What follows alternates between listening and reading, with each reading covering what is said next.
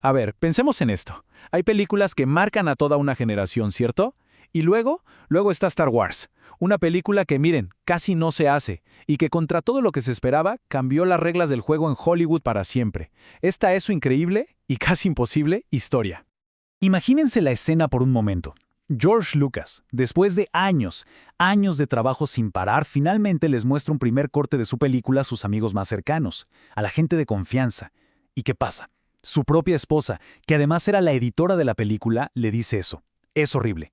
O sea, ¿qué momento? El desastre parecía total. Y esa es la pregunta del millón, ¿no? ¿Cómo es que se pasa de que tus propios colegas se burlen de tu trabajo y de que el estudio esté a punto del pánico a crear un fenómeno cultural que sigue con nosotros décadas después? Vamos a ver cómo fue que pasó. Y es que, para entender la película, primero tenemos que entender a su creador. Y George Lucas, a ver, no era el titán de Hollywood que conocemos hoy, para nada. Era un chico de Modesto, California, que la gente describía como un soñador, un poco distraído, de esos que no aprovechan su potencial. Su juventud tuvo momentos que lo marcaron para siempre. Primero, un accidente de auto casi fatal que, según él mismo contaba, le hizo sentir que cada día era un día extra de vida. Luego, un chispazo de genialidad en la escuela de cine. Y después el golpe de realidad. Su primera película, un proyecto súper personal, fue un fracaso rotundo, un fracaso total.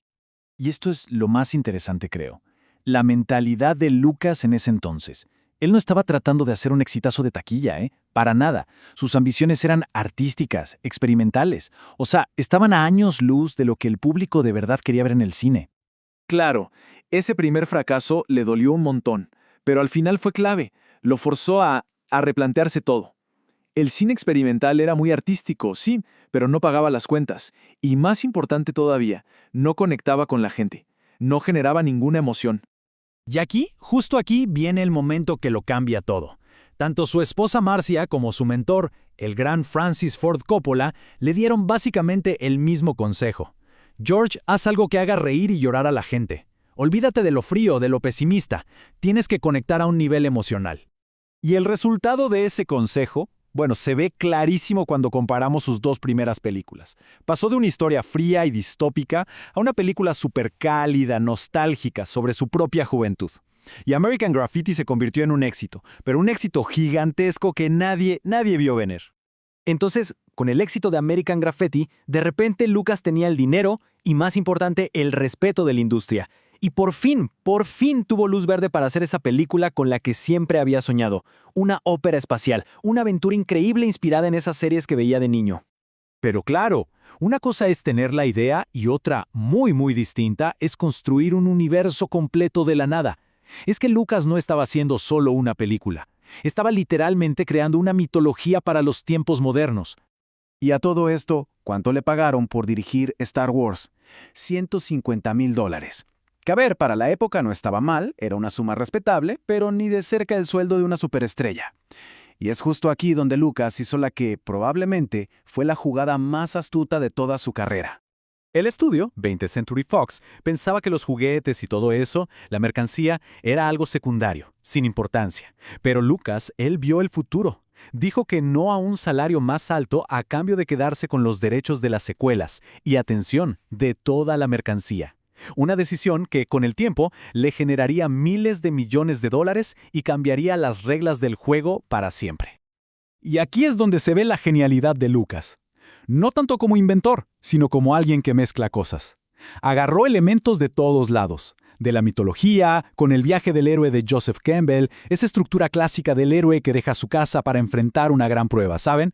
También tomó cosas del cine japonés, de Kurosawa, de los westerns, de filmaciones de la Segunda Guerra Mundial e incluso de su propia vida. Su perro, Indiana, fue la inspiración para Chewbacca. Mezcló todo eso y creó algo que se sentía totalmente nuevo y fresco. Ok, ya estaba la idea, el guión, pero ahora venía lo más difícil de todo, filmarlo. Hacer realidad todo eso que parecía imposible. Y la producción de Star Wars fue, para decirlo suavemente, una auténtica pesadilla. La lista de problemas no terminaba nunca. De verdad, todo lo que podía salir mal, salió mal. Lluvias torrenciales en el desierto de Túnez. Los robots, los droides, no funcionaban la mitad del tiempo. El equipo de filmación británico no se llevaba bien con ellos, no creían en el proyecto. El director solo les gritaba más rápido, más intenso. Y encima, el estudio, 20th Century Fox, amenazaba con cancelar todo. La presión era brutal. Y para colmo, ni siquiera sus amigos más cercanos la entendían. Imagínense, le muestra un corte al director Brian De Palma y su reacción es burlarse de todo. De los peinados, del concepto de la fuerza, de todo. La confianza de Lucas en ese punto estaba por los suelos. El costo personal de todo esto fue altísimo. El estrés fue tan grande que Lucas terminó en el hospital con dolores en el pecho, convencido de que le estaba dando un infarto. A ese nivel. El proyecto estuvo así de cerca de romperse por completo, y de romper a su creador con él. Y sin embargo, contra todo pronóstico, de alguna manera terminaron la película. Y entonces sí, llegó el momento de la verdad, el estreno. La gran pregunta era, ¿cómo iba a reaccionar el público a esta ópera espacial tan rara que hasta ahora nadie parecía entender? Fue su esposa Marcia la que lo resumió perfecto. Le dijo, mira, si el público no aplaude cuando Han Solo vuelve para ayudar, la película no funciona. Todo, absolutamente todo, dependía de ese momento de redención, de esa conexión emocional que ella misma le había pedido que buscara años antes. ¿Y qué pasó? La gente no solo aplaudió, explotaron. La sala de cine se vino abajo. La gente gritaba, vitoreaba, la conexión fue inmediata, fue eléctrica.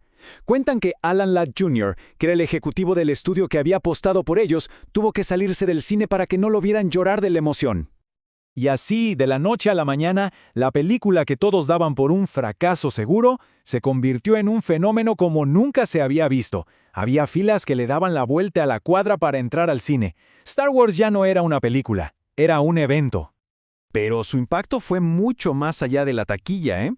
Star Wars no solo tuvo éxito, prácticamente inventó el modelo del blockbuster moderno que conocemos hoy. A ver, por un lado, la mercancía pasó de ser una ocurrencia a una fuente de ingresos principal, algo que ahora es estándar en la industria. Por otro, los efectos especiales. Se creó una compañía, Industrial Light and Magic, solo para inventar tecnología nueva. Además, le dio dignidad a un género, la ópera espacial, que todos veían como algo menor. Y finalmente, demostró el poder increíble de una banda sonora orquestal y épica. Al final del día, el éxito no fue solo por los efectos o por el dinero. De alguna manera, Lucas había logrado su objetivo inicial, crear un mito moderno, una historia que, en sus propias palabras, ayuda a la gente a entender su propio viaje del héroe, a encontrar su lugar en el mundo. Y esa es la pregunta que queda flotando después de conocer esta increíble historia, ¿no? ¿Qué pasa cuando el sueño imposible de una sola persona se convierte en el mito de toda una generación? Pues nos demuestra que a veces esas ideas raras, las que todo el mundo rechaza al principio, son las que tienen el poder no solo de cambiar una industria, sino de definir la cultura para siempre.